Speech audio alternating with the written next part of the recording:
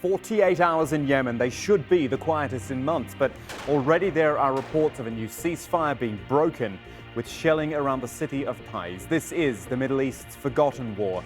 But why? Especially when the conflict has forced millions of people to the brink of famine. We'll ask aid workers inside Yemen exactly how bad the situation is. And why do you think Yemen rarely makes the headlines? We have a poll running on Twitter at AJ English, and as always, you can connect with us with the hashtag AJNewsGrid. Also on the grid, the return of the red and yellow shirts, but this time it's in Malaysia. There have been mass street protests in Kuala Lumpur demanding Prime Minister Najib Razak step down over corruption allegations. Now, Najib's weathered the storm so far. Will these protests make any difference? And today isn't just any Saturday, it's World Toilet Day. Chances are you take your facilities for granted, but you know there are about 2.4 billion people in the world who don't have access to them. That's more than a quarter of the world's population.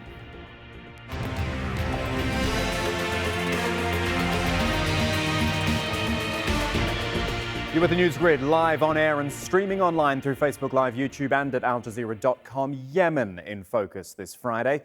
The Middle East conflict, which has tried 6 times in the last 18 months to reach a ceasefire, all have failed. And so now we have the 7th. Now, everyone says they want to abide by that ceasefire, but our correspondent in Taiz says Houthi fighters began shelling on residential areas there just minutes after the ceasefire actually began. Our cameras captured those moments. The bombardment in different neighborhoods. Taiz, Yemen's 3rd largest city, regarded as a cultural capital of the country as well, and some of the worst fighting of the conflict has gone on in and around Taiz. We're going to start by hearing from Hakim Al-Masmari. He's the editor-in-chief of the Yemen Post, based in Sana'a, who says it's actually not just the Houthis who are breaching this ceasefire. It's still very tense right now in the Yemeni capital, Sana'a. At least 25 airstrikes over the last 4 hours. Houthis are clashing in at least 5 different regions around the country. So both sides are breaching the ceasefire, and it's still a bit tense. We do expect the ceasefire to succeed because of the international pressure, but it will take time. Most likely by tomorrow afternoon, it would be a complete ceasefire. Yeah, tomorrow afternoon, but even if that were to happen, Yemen's problems are far from being solved. I discussed the complexities of the war with our correspondent Hashim Al-Barra, who knows Yemen inside out through his extensive reporting there. I think this map tells us at least partly why Yemen is so complicated. Because it's not just like, say, Iraq, where you've got this area which is the Kurds and this which is ISIL. It's so fragmented in Yemen. Is this the big problem? It is. The lines are so blurred to the point where you can't decide who's who and who controls what. If you look, for example, at places like Taiz, for example, it's divided. Exactly. Yemen's 3rd largest city. If you look at places like Ib and Dhamar or Ma'rib, it's still divided. No party has managed so far to make a decisive victory. You're having 3 different key players on the ground, each vying for bigger political say. But because in the absence of this divisive victory, the international community now is hands-on, pushing for a political settlement. So let's say this big red area in the middle, which is loyal to the current president. Does that matter that he has that big chunk of land there when Sana'a is here and Taiz is here and all that? I mean, does amount of land matter, or is it where the land? It doesn't matter for 2 main reasons. First of all, he is in exile in Saudi Arabia, and people are saying that if you want to defend Yemen, you have to be in Yemen. Why should you go and rebase in Saudi Arabia? In fact, he was ejected out of power in 2014 when the Houthis took over the capital, Sana'a. So therefore, the biggest problem that President Hadi faces is an issue of legitimacy. You're not there to defend your own people. How important is, I mean, we see mostly the green and the red of the Houthis and the loyalists to President Hadi. How important is the elements of Al-Qaeda or even ISIL? ISIL and Al-Qaeda are taking advantage of the political divide. As you can see, Kamal, they're trying now to move from Aden to the south, all the way to Al-Mukalla, Shabwa and Abiyan. These are all provinces in southern Yemen. Right. And to expand. ISIL in particular is trying to build a base in Aden. We've seen them in different districts and outskirts of Aden trying to build a base, and they say they are going to be one of Yemen's biggest political forces if the divide continues. Okay, so that should explain to you where it all stands politically and all the different sides there that Hashim was describing, but it really is the human cost you've got to think about. 18 months since the Saudi-led coalition intervened in Yemen's war, and in that time, look at the numbers, 7,000 people killed, more than half of them civilians.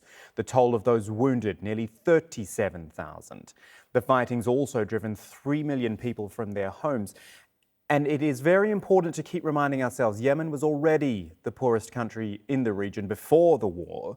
Now you've got 14 million people, which is about half the population, going hungry, along with 3.4 million children out of school as well. We've got Julian Harnias with us now, a UNICEF Yemen representative, joining us from Sana'a. Thank you for joining us on the NewsGrid. It's terrible, isn't it? Really, I mean, I keep calling this the Middle East's forgotten war, and it seems the humanitarian side of this is possibly worse than anywhere else, and yet it gets largely forgotten about. Yes, no, absolutely. The situation in Yemen is absolutely appalling, and the numbers just don't give a sense of the suffering you see here.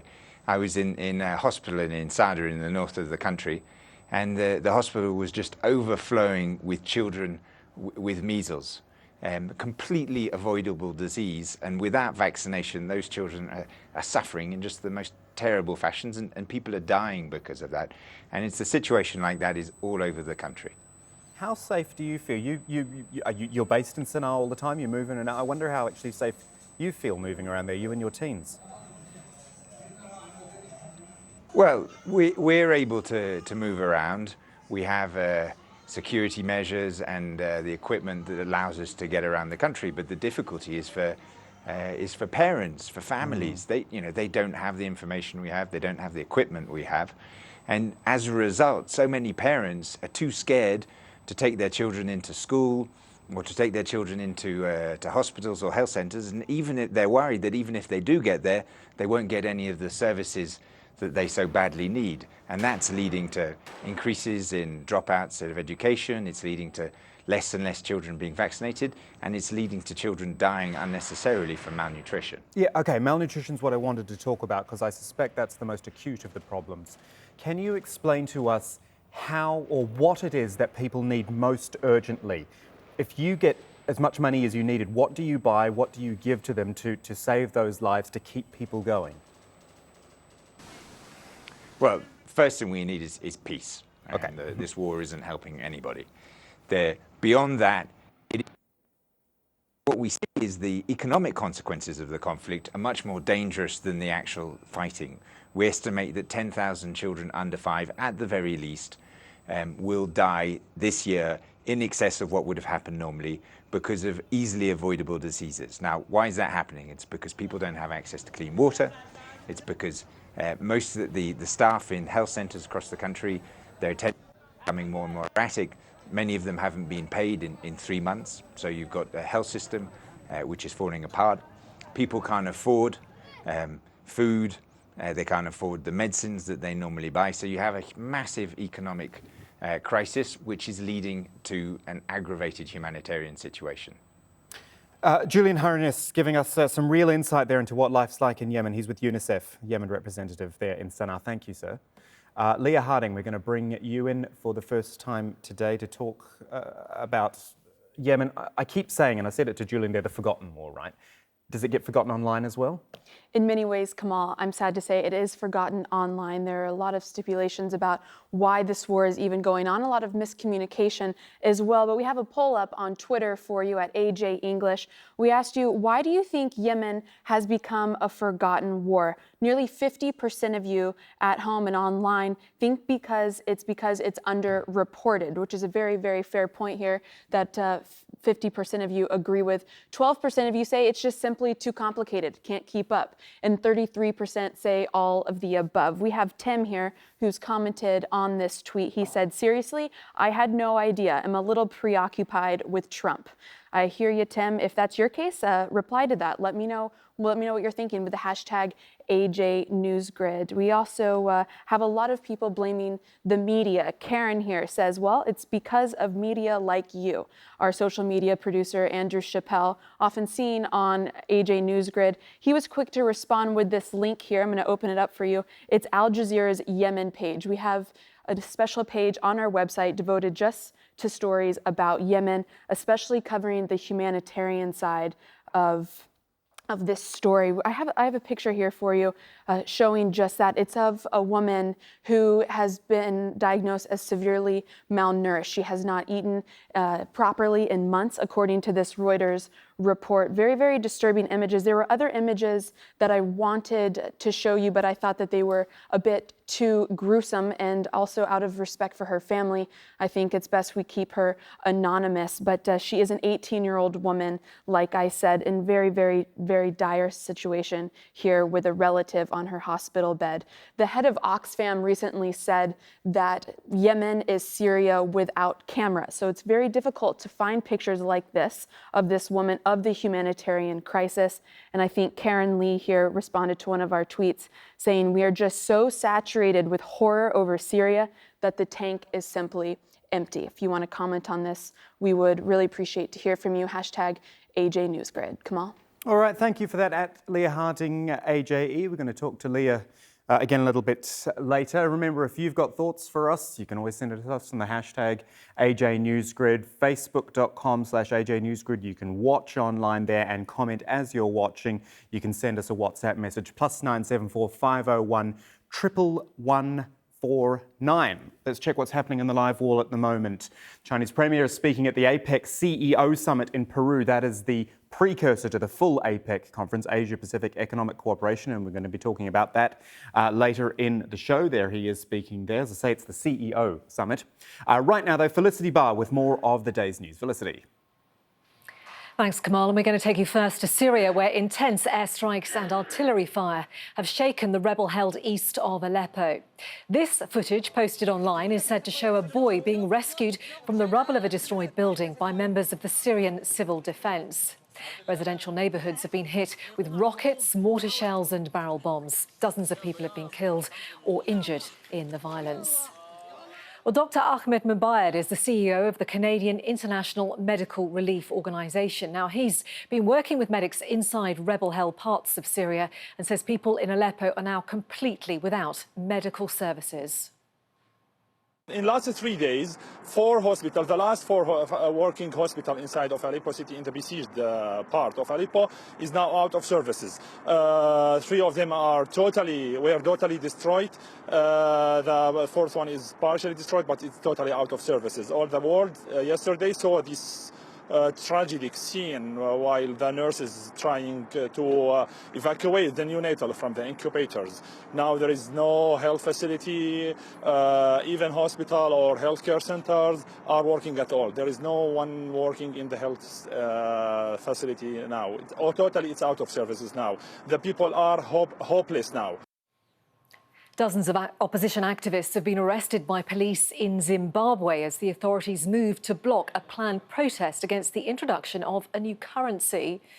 Vehicles belonging to 2 of the protest leaders were set on fire in what was seen as a warning against the demonstration going ahead.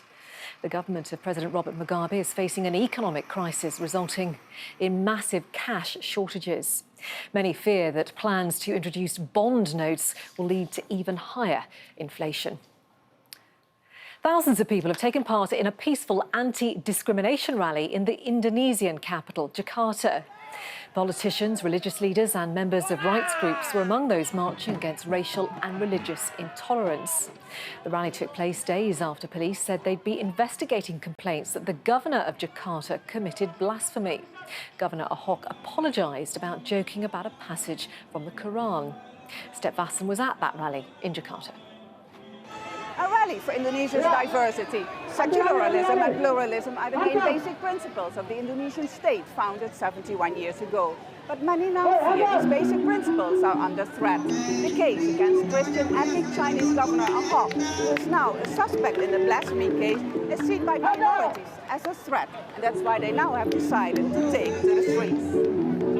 Although we are different, we are still united. We should not let ourselves be divided. On November 4, more than 100,000 people took to the street, mainly mobilized. We will stay one. The turnout of this rally is lower than some had expected. Organizers say many didn't turn up because they were afraid or felt intimidated. Now they say the government should stand firmer for diversity in this country and protect its minorities. More from me a little later. Now it's back to Kamal. Thank you, Felicity. We'll see you again later. We'll look at Malaysia now, though. Tens of thousands of anti-government protesters out marching in Kuala Lumpur. A little bit later, Najib Razak denies allegations that he looted billions from a state development fund and actually shows no signs at all of stepping down. Well, our man Rob McBride's been out and about all day covering this. He explains some of the ins and outs of getting the story. This is Rob McBride in Kuala Lumpur, where we've been following all day the Bersih 5 demonstrations. These are mass protests here in Malaysia against what they see as corruption in the system, calling for free and fair elections.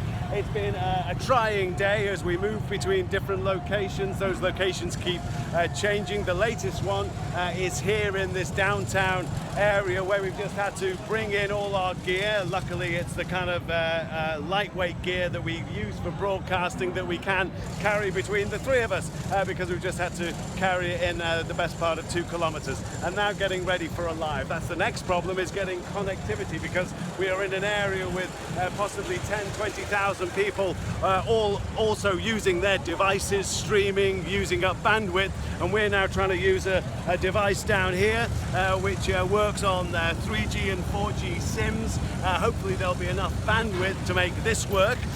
If we don't make that work, then we have another device that we can hopefully connect to a satellite, as long as we can see a satellite. But we're in a part of Kuala Lumpur, unfortunately, where it's difficult to see the sky, let alone anything in the sky. That's another challenge. That's not my challenge, that's Mark's challenge. He's the person who's going to have to try to sort that one out. In the meantime, my the most immediate problem is trying to not look so sweaty, but at least I do have in this location a place to hang my shirt. Good behind-the-scenes stuff there, isn't it, Rob McBride? Leah, let's talk to you again, because I'm guessing, even though Rob was talking about the limitations of bandwidth there, this is the type of protest which gets its traction from online. It does, and he was saying there's a problem with connectivity, not the case on a global scale. I have this heat map for you, put it up here for you to see. It's following the hashtag Bersih5, which it means clean. That's what Bersih means in Malay. This is the conversation that's going on all around the world. Of course, strongest in Malaysia, but picking up a lot of speed in Argentina and in the United Kingdom, also in southern Australia. So people are interested about this all around the world, and we are too, really interested in why. My curious question is, why Bersih 5? What happened to the other 4? If you go to the official Bersih website here, it's a list for you. Bersih 1, 2, 3, and 4 were 4 other really, really big rallies, that is an understatement, of the evening that have taken place in and around Kuala Lumpur. The largest one being Bersih 2. Here are some pictures of it. Very, very popular as far as getting people out on the streets to protest the corruption allegations against the Prime Minister, calling for a clean government, calling for Bersih, for cleanliness here. I thought this was interesting. Another thing are trending emojis around this conversation. The yellow heart, of course, being the most popular here, just after the joy one. And a lot of it is because of the sea of yellow that we keep seeing. We heard Rob talk about that earlier in his report. We have this sea of yellow. It's the color for the Bersih movement. This person poking fun at that movement a little bit with Despicable Me and all of those little minions. And then on the other side of this, of course, you have the pro-government protesters, here known appropriately as the red shirts. Not nearly as big of a movement, but a movement nonetheless. All right, Leah, thank you for that. At Leah Harding, AJE, of course, if you want to get your thoughts to Leah directly. All right, we're going to look at the annual APEC conference now. That is the Asia Pacific Economic Cooperation, which is beginning with a meeting of CEOs. Now, Mark Zuckerberg, CEO and founder of Facebook, is one of the guest speakers. And if you were to actually look at Facebook as an Asia Pacific country, in fact, any country, you'd get an idea of why he's been invited. Let's have a look at this for you. We found this from the World Economic Forum, actually. And if I just scroll up a little bit further to this graph here, okay? If Facebook were a country, then by population, its population would be monthly active users, I guess, it would be bigger than China, which is, of course, the most populous nation on the earth. So top line there is Facebook population, if you like, then China and India with the smaller populations. And in fact, WhatsApp, Instagram, Twitter, and even Google+, which, with respect, I don't think a lot of people really use that much anymore. They would also be in the top 10 if we were talking about their users as population as a country. Now, you might think, well, that's not really a fair comparison, but something that's got many people on board and used so widely, well, it's hard to ignore, isn't it? Zuckerberg has been speaking in the past hour and is making the case that Facebook has an even longer way to go, and we'll hopefully hear from him a little bit later in the program. Right now, though, we're going to speak to Sebastian Moss, though, who is a technology reporter for Data Center Dynamics, joining us from London. I mean, Sebastian, power of social media, it's an easy thing to say, isn't it? But what do you think of a comparison like that? If we talk about monthly active users as a population, they're very strong units. Definitely. I mean, this is something where we've never had that before in the history of mankind, a society where you have a system that can see what people are saying to each other. And we see this with the Trump election.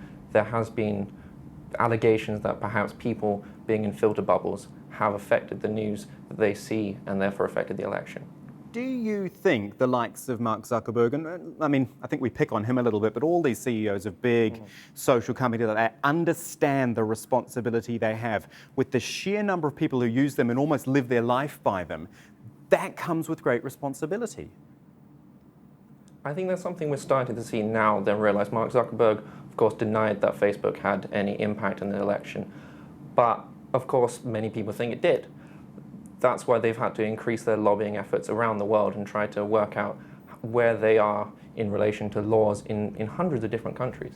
But not even just elections, isn't it? It goes beyond that. As I say, it's gotten into everyday life. It's all, I saw on Facebook this morning, or I read on Twitter, and it's almost taken as fact before it's checked. And that, for us as journalists, it's very important for us to not do that. But I think, again, on the everyday side of things, the responsibility involved here. Definitely.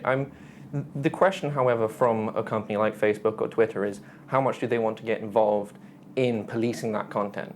They have a responsibility perhaps to the truth, but they also have a responsibility to their users to not interfere.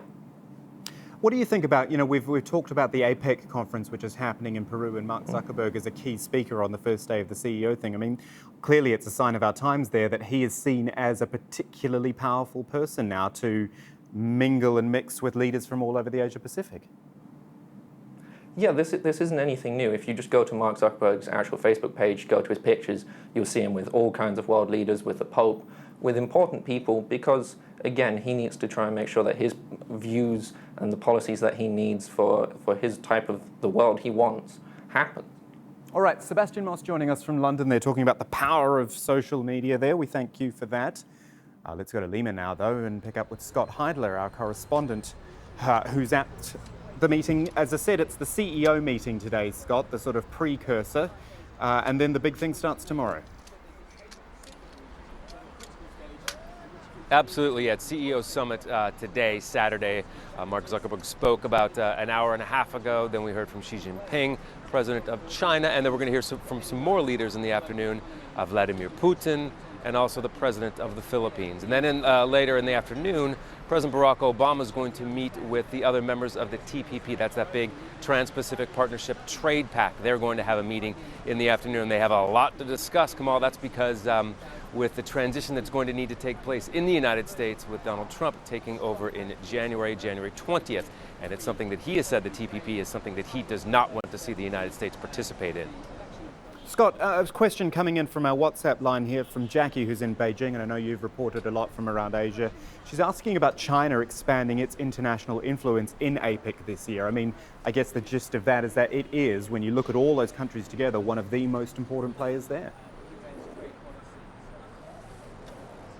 Absolutely, and it's a very good question, because when you look at what's going to be happening over the next couple of months, the transition of power in the United States, it's because you have this window of opportunity for China, because of what Donald Trump has been saying through his campaign, that they're going to pivot away. You know, there's been this American pivot toward Asia with Barack Obama at the helm, something that he's really focused on. President-elect Trump has said that he almost wants to do the opposite. So that could create diplomatic and economic space, trade space for China, because you have these partnerships with the United States and regional players. They could be changing, these relationships could be evolving. That means it could be an opportunity for China. Some opportunities of convenience, if you will, but then also opportunities for trade, because the United States might be scaling back, like Donald Trump has been saying, some very protectionist rhetoric. But Kamal, as you know, we'll have to see how it goes, because President-elect Trump is just stitching things together. We haven't really heard anything concrete about what his foreign policy is going to be. So that's going to have to be meted out over the coming weeks, coming months. But any way you look at it, I speak to a lot of specialists. I have done a lot of reporting around the region, as you said, Kamal. And yes, it is definitely a window of opportunity for China when you see this. Okay, Scott, going to talk to you more over the next couple of days. Just as we're talking about Mark Zuckerberg there, no surprise, he's documenting his time in Peru on Facebook. This is a big post he posted after flying to Lima, outlining Facebook's response to fake news, which Sebastian was talking about before. Mark Zuckerberg, always prolific, of course, on Facebook. If you've got thoughts, you want to get in touch with us, you can do it through Facebook. Facebook.com/AJNewsGrid is our Facebook page. You can watch the live stream and send in questions while you're watching. You can hit the WhatsApp line +974 501 11149, or you can tweet directly to me at KamalAJE, and do use the hashtag AJNewsGrid. Couple of comments that have come in. One from Muntu Chabala, who said big players have no interest in Yemen. That's, of course, our lead story about the war in Yemen, the ceasefire there. Jackie telling us the war in Yemen is underreported because the war in Syria and Iraq draws the attention of the world's media. Your thoughts on those stories and plenty more, please do send it in. Still ahead on the news grid, a jump to the right. And take a look at President-elect Donald Trump's growing inner circle and find out why these 3 cabinet picks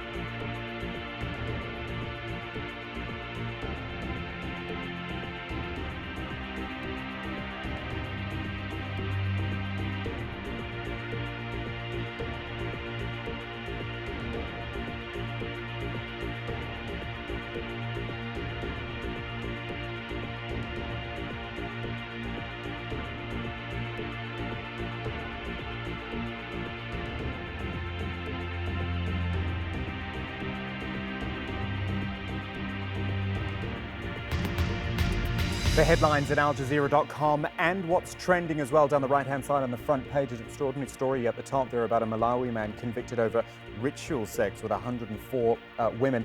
Further down, story 5, you'll notice there, Rodrigo Duterte, the president's report card. That's Steve Chow's big exclusive with the Philippines president, Wanaweni's special, which you can watch there. Those are the stories you're looking at online at aljazeera.com.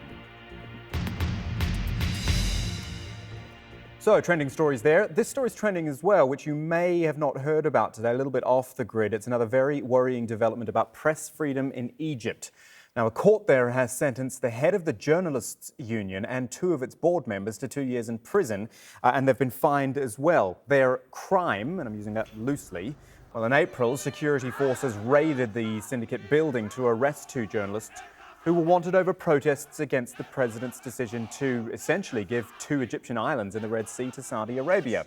So the syndicate president, Yahya Khalash, Secretary General Gamal Abdel Rahim, and the Freedoms Committee chief, Khalid al-Bashi, have now been convicted of sheltering those 2 wanted men. Well, speaking during the protest back in May, Yahya Khalash slammed the government for trying to silence the media. As we celebrate World Press Freedom Day, the syndicate has been cordoned for several days and thugs continue to wait outside of its entrances and exits. And that's a tragedy, not only for the security apparatus, but a national tragedy. Because this is not a brawl between the syndicate and security, but with all of Egypt, and we should all know that very well. A couple of tweets on that as well, which we've had into us translated from Arabic, from Inside English. R22NR says this is disgraceful. The military rulers have taken it to a whole new level. And also we've heard from Khairi Nada, who says, I hope this will be a warning to all journalists that are biased against the state. So that's coming out of Egypt today, off the grid. Now, here's a couple of phrases for you. Islam is like a cancer and administration. President-elect Donald Trump has tapped Alabama Senator Jeff Sessions to become the new Attorney General. He wants the hawkish Republican Mike Pompeo to lead the CIA and has also named retired Lieutenant General Michael Flynn as his national security advisor. Well, our friends over at AJ Plus have taken this look at some of their more controversial statements in the past.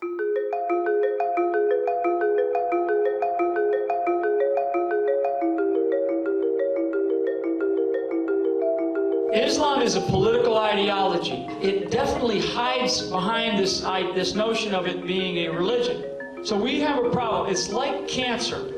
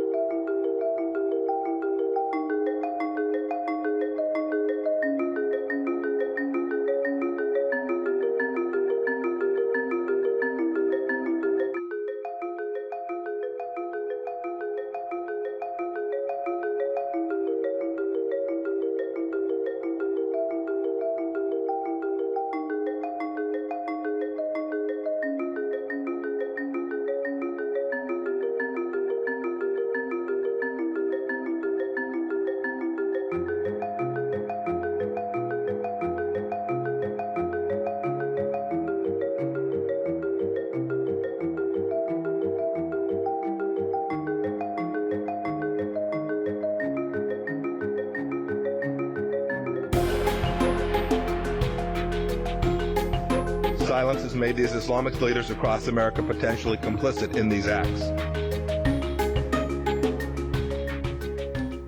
Good stuff there from AJ Plus. We've got Leah Wright-Rigo with us now, an assistant professor of public policy, also the author of the book The Loneliness of the Black Republican, Pragmatic Politics and the Pursuit of Power, joining us via Skype. You were with us on election night, weren't you? That long night. Yes. It was a night. Seems like a lifetime ago, doesn't it now? Let's talk about these appointments then. I'm trying to decide how much we put into what we know of these players in the past. You can look at all of these comments and think, wow, they're so hawkish and right-wing. But we've already seen Donald Trump start to soften himself as he's slowly coming into power. Right. So I think what this is indicating is that when people show you who they are, believe them. We've talked a lot in the last week or so in the media about, maybe this is maybe a presidential pivot is coming, maybe a softer Donald Trump, maybe this is where the moderate Donald Trump is coming. That doesn't look like it's happening. It looks like what we saw in the campaign is actually going to be how he governs, how he leads the country. And this should be concerning. This should be troubling because it looks like, all of that talk about moderateness or being the president of all the people really is called into question because the people who are leading his agencies and who will be in his cabinet hold views that are not inclusive of everyone in the country. Okay, so then what do you think will be the most pressing matters for us to be concerned about or to be looking about in the first moments of Donald Trump's presidency, judging by these people who will come into positions of power? Is it foreign policy issues? Is it local? What do you think? I think it's a combination of both. So the Trump administration has already kind of floated out ideas that they'll be focusing on immigration very early on, that they'll be focusing on repealing Obamacare, Affordable Care Act, and that they may be looking into creating some kind of registry. And this is what they're focusing on in the first 100 days. Now, those may be, insider leaks. They may be, designed to cause chaos and confusion. But interviews with Steve Bannon, who has just been named as the president's chief strategist, seem to indicate that that's where the focus is going to go. The one other area that we haven't really said that he's going to focus on infrastructure, but yet we haven't seen any conversation around, the appointment of a transportation secretary. We have no idea how, if it would be able to pass some kind of, $1 trillion infrastructure bill would be able to pass through Congress and the Senate. And in fact, Mitch McConnell in the Senate has said that any kind of infrastructure bill, in that 1 trillion range won't go through. So it really looks like it's going to be this combination of hardliner law and order that is going to be the focus within the first 100 days of the Donald Trump presidency. Leah, the one I'm very interested in and that so many people are interested in, I think, is Secretary of State. What are your thoughts on who could be the potential Secretary of State? So there are a lot of names that are being floated around, and if we've seen anything so far, it's that Donald Trump is unpredictable, but that he also rewards loyalty. So people who have supported him, right? So when we look at an appointment like Jeff Sessions, it appears that Jeff Sessions had his pick of cabinet positions. He had originally been floated as, either Secretary of State, maybe even Secretary of Defense, and ended up with the Attorney General position, which is, completely, I think, out of what most people were thinking about. If he appoints somebody who was an early endorser, somebody who was loyal to him throughout the campaign, what you can hope for, though, at this point, and what I think we should be all hoping for, is that he appoints somebody who is a moderate, who is reasonable, who is logical. But it looks like what he goes with first is loyalty, above all else. Leah Wright-Ruger, lovely to see you again. Lovely to talk to you. Thank you. And with his take on, as he calls it, the normalization of Donald Trump, our senior political analyst Marwan Bashara has this piece. It's a monologue, if you like. It's in the US election section at AlJazeera.com, how the extreme became the mainstream.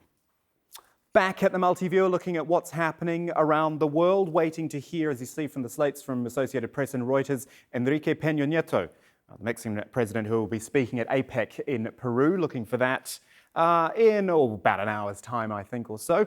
Right now, they're back with Felicity. Thanks, Kamal. Tens of thousands of people in South Korea have been protesting in the capital, Seoul, for the fourth week in a row. They're calling on President Park Geun-hye to resign. She's accused of allowing a close friend to interfere in government affairs. Park has apologised twice, but is so far resisting demands to step down. Iraqi troops are facing tough resistance from ISIL fighters as they continue their battle to retake the city of Mosul. They're pushing deeper into Tal Afar city. Now, it's crucial because it lies along a route ISIL could use to escape into Syria. Charles Stratford reports from northern Iraq. Helicopters fire rockets at ISIL targets close to the city of Tal Afar, north of Mosul. Iranian-backed Iraqi Shia militia groups, collectively known as Al-Hashid al-Sha'bi, say they are advancing to take full control of the city's airport. Our troops are at the end of the airport, as well as the villages surrounding it. Tal Afar is an Islamic State-held area close to Turkey. It lies on a route that ISIL fighters are expected to try and escape along into neighbouring Syria. It has a large Turkmen population. Turkey has warned it would intervene militarily if Shia forces commit atrocities in the city, and the Iraqi government is worried too. It is ordered the Shia militias not to try and take control of Tel Afar. There's an agreement in place, but I think if the popular mobilization forces break it and enter the town of Tel Afar, and some of their factions commit violations, as they have done in the past, of course there will be regional intervention. And this creates a danger for the unity and sovereignty of Iraq and will widen the conflict. In eastern Mosul, progress for Iraqi anti-terrorism units is slow. This is one of the front lines, close-range combat in the neighborhood of Tahrir. Incredibly, some civilians are still living here. Many have seen their homes destroyed. Despite the ferocity of the battle, this Iraqi soldier says morale is high. We're not facing major difficulties, we're advancing. We faced one suicide car bomber. ISIL surrounded a number of families and tried to use them as human shields. You know how they operate. We helped rescue around 250 families.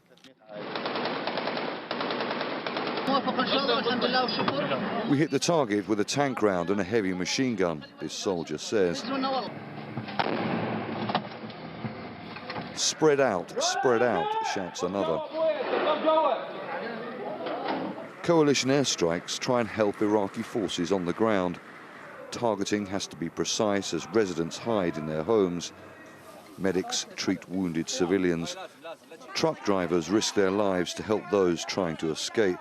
Mortars are falling on people randomly, random shelling. There is no running water, no electricity. There are increasing reports that ISIL is targeting those who try to leave, and that it is separating men of fighting age from women and killing them. Iraqi forces say their advance is slow because they're trying to avoid civilian casualties. ISIL hide and attack from among the innocent still here. Charles Stratford, Al Jazeera, Northern Iraq. Thousands of teachers and parents have marched through the streets of Poland's capital, Warsaw, against proposed... The Conservative government wants to phase out middle schools and go back to its old system of 8-year primary schools and 4-year high schools. But protesters are worried about job losses and say any new curriculum will be hurried through. Now, scientists say temperatures in the Arctic are way above normal levels for the time of year. Parts of the Arctic are at or just below freezing, which is as much as 20 degrees warmer than usual. Meanwhile, the area of Arctic sea ice fell to its lowest level in October since records began. Well, the UN Climate Change Conference in Morocco has ended with moderate progress. There were concerns about US President-elect Donald Trump's campaign threat to pull out of the new Paris Agreement. But the rest of the world is pushing ahead with plans to cut greenhouse gas emissions. Our science editor, Tarek Bazley, is in Marrakesh. The outcome of this year's UN climate talks were never going to rival the global agreement made last year in Paris, but it was hoped progress would be made in a few key areas. The Paris Climate Agreement laid down a broad, ambitious commitment for countries to reduce their greenhouse gas emissions. Exactly how they're going to do this and how it will be monitored is still to be decided, but delegates here did agree to work out these details by 2018.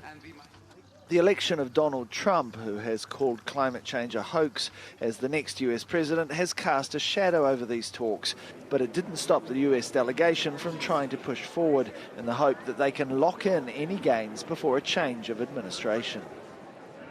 The momentum is with us, it's underway. There are underlying market forces that will continue to push us in the right direction.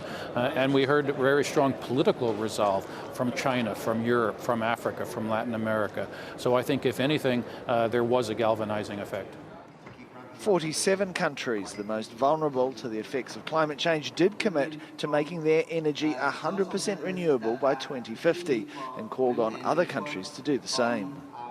The issue of climate aid and the willingness of rich countries to honour their promises when it comes to helping the poorest and most vulnerable was one area where little progress was made. Without these funds, most developing countries feel that once again their interests have been ignored. The needs of the poorest and most vulnerable around the world are urgent and they're rising.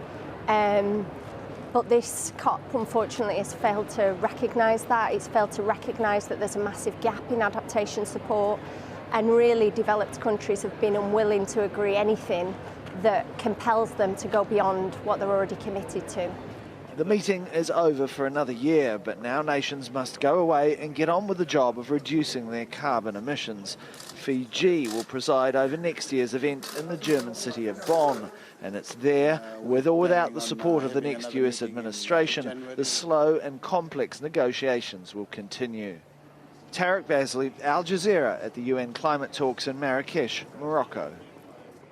Peru's Sabancaya volcano has erupted again, spewing an ash cloud that reached a record height of 3 kilometres. The volcano was dormant for 200 years before erupting into activity several times in the 1980s and 90s. And a chemical spill in California has turned a city block into a giant foam pit. Roads, trees and cars were swallowed by the snow-like substance, which turned out to be fire-retardant foam. The chemical was accidentally discharged from a private hangar at San Jose Airport. Residents were advised to steer clear of the foam, which can cause skin irritation. But that didn't stop one curious local from riding through it. I was hoping we were going to see the pictures of that. There he is. And that's it from London. Back now to Doha.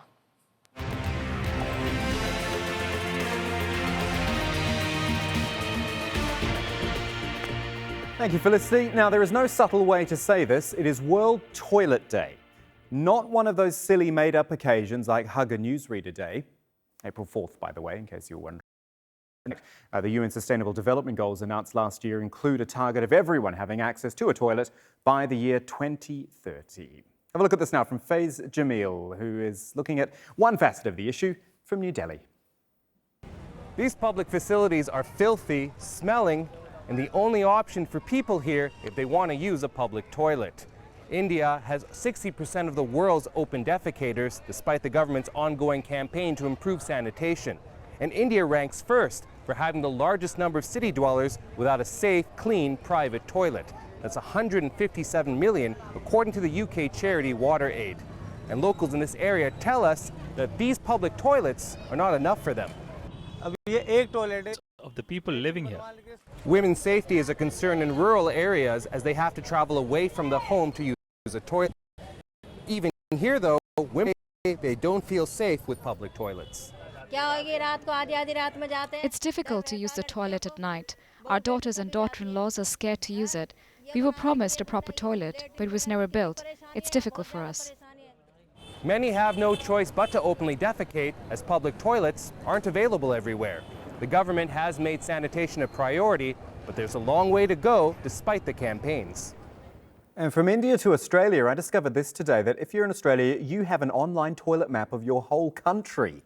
And it's a government website. You punch in your location, you can find the nearest public restrooms, you can plan a trip and get a list of toilets along the way. And as I zoom in, have a look at this, just as we come in on the most populous part of the United States, of Australia. Should load up in a second. Anyway, there are over 10,000 public toilets in New South Wales and Victoria alone. It is toiletmap.gov.au if you really have to go. Had some interesting comments on this story, actually. Can I just tell you? Turanawe Juicy from Uganda has commented on Facebook saying, yeah, World Toilet Day, great idea. The celebration's good. It increases awareness among people about sanitary values. But on the other World Toilet Day, they could have called it half the World Toilet Day, and that is not a bad point either. Let's check the poll for you as well. Leah told you earlier about our Yemen poll. We were looking at, well, there you see, why do you think Yemen's become a forgotten war? And half of you just say it's underreported, so I guess that falls to us in the media, though I would point out that Al Jazeera has made a very strong point of making sure we continue to report the war on Yemen. You can go to @AJ English on Twitter, vote in the poll. It's open for 17 more hours. Now, the World Chess Championship is happening in New York, and it's been as thrilling as chess can be, with the two finalists in a neck-and-neck battle. Still ahead on the grid, we're going to check on the match, which is getting a wider audience online. Right now, though, a check of the weather.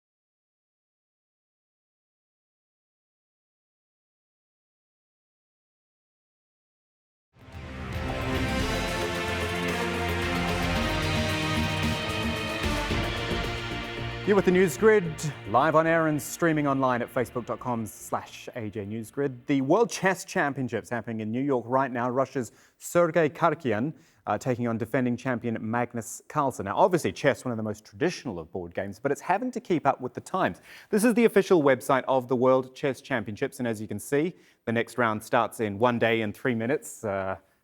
6 minutes, 3 hours, oh, anyway, whatever. But what it does is it features live streaming of the matches, and if you go down, you can do the video 360, you can do virtual reality, you can do multi-camera views, everything you'd want if you couldn't actually be there to watch, if you really loved your chess. Well, historically, the sport was dominated by players from the former USSR. Following the collapse of the Soviet Union, the number of competitive players declined. But as Rory Challen's reports from Moscow, the game is starting to make a comeback there. Maybe there's a future Grand Master in this room. At a chess school in Moscow, children learn their opening gambits and their end games, defences, sacrifices and attacks. A part of the world that's produced some of the best players in history is working on the next generation.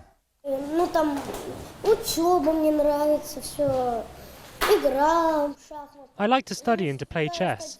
My dream is to become a great chess player and rule the world.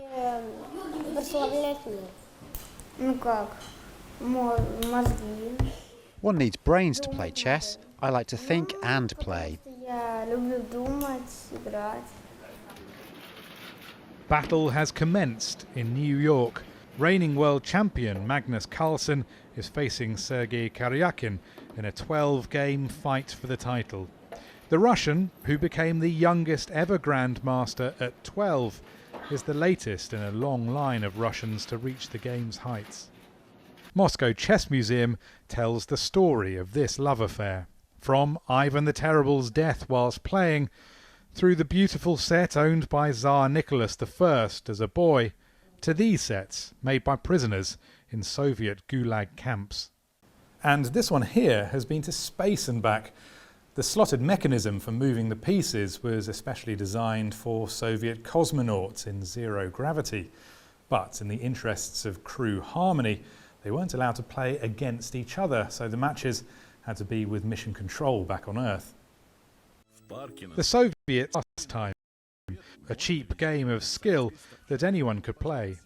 But following the USSR's collapse, funding disappeared, and the game's popularity suffered. That's changing once again, says the president of Russia's Chess Federation. Chess is very popular in Russia today. We are witnessing a chess boom now. The difference from the Soviet Union is that now it's moved online. There are a lot of online competitions and online streaming. Millions of people watch video streaming, usually 10 million people around the world for a big game. And whether or not Sergei Karjakin wins in New York, he's already a new hero for these children to aspire to. Rory Challen's, Al Jazeera, Moscow. Lovely stuff there. Now, if you want to get even more involved with the NewsGrid and tell us what you're thinking, we are always listening 24/7 because of AJ, our Facebook bot. You can log in and send your questions to AJ on our page at AJ NewsGrid. He'll respond with questions of his own, and once you sign up, you'll get a couple of questions sent every week. You're going to get polls and things. There's an example of a poll there sent there, and you can interact whenever you want with AJ, our Facebook bot, which is fantastic. That'll do it for this NewsGrid. Plenty of other ways to keep in touch as well. We've got them all for you in a moment. Anyway, there's plenty of ways to do it. The hashtag is always AJ NewsGrid. Whichever social media you platform, connect with us that way. We'll see you again tomorrow. NewsGrid on Sunday.